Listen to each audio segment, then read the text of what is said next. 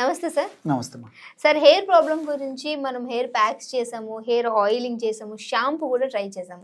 So చాలా మంది ఏంటంటే ఇంటర్నల్ గా ప్రాబ్లం ఉంటే కూడా ఏమన్నా హెయిర్ అనేది ఊడే అవకాశం ఉంటుందా అని అడుగుతున్నారు. సో దానికి సంబంధించి ఇంటర్నల్ గా తీసుకునే ఏదన్నా మనకి ఒక చిట్కా హోమ్ రెమెడీ ఉందా? ఓకే, తప్పకుండా అమ్మా. చాలా రెమెడీస్ ఉన్నాయమ్మా. సో వెంట్రుకలు రాలడం అనేది శరీర ధర్మం, దేహధర్మమ్మా. సో పరిమితి పెంచినటువంటి వెంట్రుకలు రావడం అనారోగ్యం.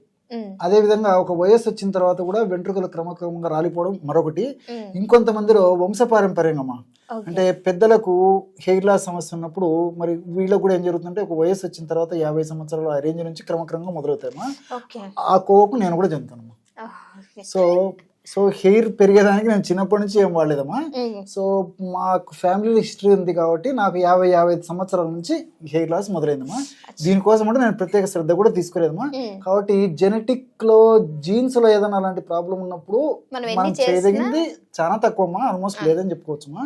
మరి ఎవరన్నా సౌందర్య పిపాస ఉండి, సౌందర్య కాంక్ష ఉండి, వెంట్రుక నాకు నిగనగడుతూ బాగుండనటువంటి వాళ్ళకి మరి హెయిర్ ట్రాన్స్ప్లాంటేషన్స్ ఉన్నాయి, లేకపోతే విగ్స్ ఉన్నాయి. కావాల్సిన వాళ్ళు అలాంటి వాడుకోవచ్చమ్మా. నాకు వాటి మీద కాంక్ష లేదు, వాడాలన్నటువంటి సంకల్పం కూడా లేదమ్మా. సో ఇప్పుడు నేను చెప్పబోయేటువంటి ఔషధము హెయిర్స్ బాగా పెరిగేందుకు, చక్కగా నిగనిగలాడుతూ ఉండేందుకు, చిన్న వయసులోనే వెంట్రుకలు తెల్లబడకుండా ఉండేందుకు, అదే విధంగా మరి ఆ చుండు లాంటి సమస్య రాకుండా, వెంట్రుకల భాగంలో చక్కటి పోషకాంశాలు అందేందుకు ఇలాంటి అనేక రకాలుగా ఈ యొక్క ఔషధం ఉపయోగపడుతుందమ్మా. సర్వసాధారణంగా చిన్న వయసులో వెంట్రుకలు రాలాయంటే అనేక రకాల కారణాలమ్మా. పోషకాహార లోపం కావచ్చు, థైరాయిడ్ సమస్యలు కావచ్చు, జీర్ణాశయానికి సంబంధించినటువంటి సమస్యలు కావచ్చు, మలబద్ధక సమస్య కావచ్చు, మానసిక ఒత్తిడికి కారణం కావచ్చు, వాళ్ళు తీసుకునే ఆహార పదార్థాల్లో కొంచెం హెచ్చుతగ్గులు ఉన్నటువంటి ఆహార పదార్థాలు, శరీరానికి హాని చేసేటువంటి ఆహార పదార్థాలు తీసుకోవడం వల్ల కూడా హెయిర్ లాస్ అయ్యేటువంటి పరిస్థితి ఏర్పడుతుంటుంది. మానసిక ఒత్తిడి వల్ల హెయిర్ లాస్ ఏర్పడుతుంటుంది. సరిగ్గా నిద్ర లేకపోవడం చేత హెయిర్ లాస్ ఏర్పడుతుంటుంది.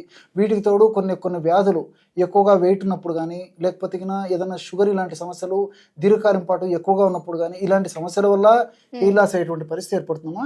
కాబట్టి మరి చిన్న వయసు వాళ్ళకు కూడా ఈ సమస్య కలుగుతుంది, అదేవిధంగా వయసు వచ్చిన తర్వాత కూడా కలుగుతుంది. కాబట్టి మరి హెయిర్స్ ను బాగా కాపాడుకోవాలి, హెయిర్స్ లాస్ లేకుండా చేసుకోవాలి. అదేవిధంగా మంచి ఎంట్రుకలు బాగా నిగనిగలాడుతూ నేను నా యొక్క దేహాన్ని ఉంచుకోవాలి అంటే కేశాన్ని ఉంచుకోవాలనేటువంటి కాన్సెప్ట్ ఉన్నటువంటి వాళ్ళందరూ కూడా వాడుకోవచ్చు. కాబట్టి మంచి ఫార్ములామా. ఇది చాలా తక్కువ రేటుకే తయారు చేసుకోవచ్చు. మార్కెట్ లో దొరికేటువంటి ఔషధాలకు ఏమాత్రం తీసిపోదమ్మా. సో ఇది మనం తయారు చేసుకుంటాం కాబట్టి ఆ సంతృప్తి కలుగుతుంది. మరి ఈ రోజుల్లో కుటుంబ సభ్యుల్లో కూడా ఈ హెయిర్ లాస్ సమస్య చాలా మందికి ఉంటుందమ్మా. అవసరమైనటువంటి వాళ్ళందరూ వాడుకోవచ్చమ్మా. నాబోటి అవసరం లేనటువంటి వాళ్ళకి అవసరం లేదమ్మా. అవసరం ఉంటే వాడుకోవడం వల్ల దానివల్ల ప్రయోజనం అయితే ఉంది. సో ఎవరికి కావాలనుకుంటే వాళ్ళు ఈ ఔషధం తయారు చేసుకుని వాడుకోవడం వల్ల మంచి రిజల్ట్స్ వస్తాయమ్మా. దీనికి కేవలం 4 పదార్థాలమ్మా. చాలా ఆశ్చర్యపోతారు మీరు తెలిస్తే, అన్ని మీకు తెలిసినటువంటివి. అవి ప్రేక్షకులు కూడా నేను చూపిస్తానమ్మా. మొట్టమొదటిది ఉసిరికాయలమ్మా. సో ఉసిరికాయలు మనకు సీజన్ లో ఇలాగా పచ్చి ఉసిరికాయలు దొరుకుతాయమ్మా. సో అన్ సీజన్ లో అయితే ఉసిరికాయ పొడి, ఆమ్ల చూర్ణం అనేటువంటి పేరుతో దొరుకుతుందమ్మా. ఈ ఉసిరికాయ చూర్ణము ఒక 100 గ్రాములు తీసుకోవాలమ్మా. ఈ ఫార్ములా తయారు చేసేందుకు ఉసిరికాయల చూర్ణం 100 గ్రాములు తీసుకోవాలి. అదేవిధంగా రెండవ పదార్థంగా బెల్లం చూర్ణం కూడా మనకు మార్కెట్లో దొరుకుతుందమ్మా. సో బెల్లాన్ని చూర్ణంలాగా తయారు చేసుకుని వాడుకోవచ్చు ఇలాంటి బెల్లాన్ని. లేకపోతే బెల్లం చూర్ణం కూడా మార్కెట్లో దొరుకుతుంది కాబట్టి అది కూడా ఒక 100 గ్రాములు తీసుకుంటే సరిపోతుంది. మనకు ఏది ఎలా వీలుంటే అలాగమ్మా. అదేవిధంగా మూడవ పదార్థంగా స్వచ్ఛమైనటువంటి తేనె. ఇది ఒక 100 ml తీసుకోవాలి. సో ఉసిరికాయ చూర్ణం 100 గ్రామ్స్, బెల్లం 100 గ్రామ్స్, తేనె 100 ml. నాలుగవ పదార్థంగా స్వచ్ఛమైనటువంటి ఆవు నెయ్యమ్మ. మనకు ఆవు నెయ్యి కూడా ప్రయత్నం చేస్తే మంచి స్వచ్ఛమైన ఆవు నెయ్యి కూడా మనకు మార్కెట్లో దొరుకుతుంది. కాబట్టి ఈ యొక్క ఆవు నెయ్యిని కూడా 200 ml తీసుకోవాలి, 200 milliliters. సో మిగతావన్నీ 100 తీసుకుంటే ఆవు నెయ్యి 200 ml తీసుకోవాలమ్మా. సో ఈ పదార్థాలన్నీ బాగా కలిపి, అంటే వీలుండి అవకాశం ఉంటే ఒకదాని తర్వాత ఒకటి రోట్లో వేసి మెత్తగా దంచుకొని తయారు చేసుకోవచ్చు. అలా వీలు కానటువంటి వాళ్ళు మరి ఒక పాత్రలో అంతా కలుపుకోవచ్చు.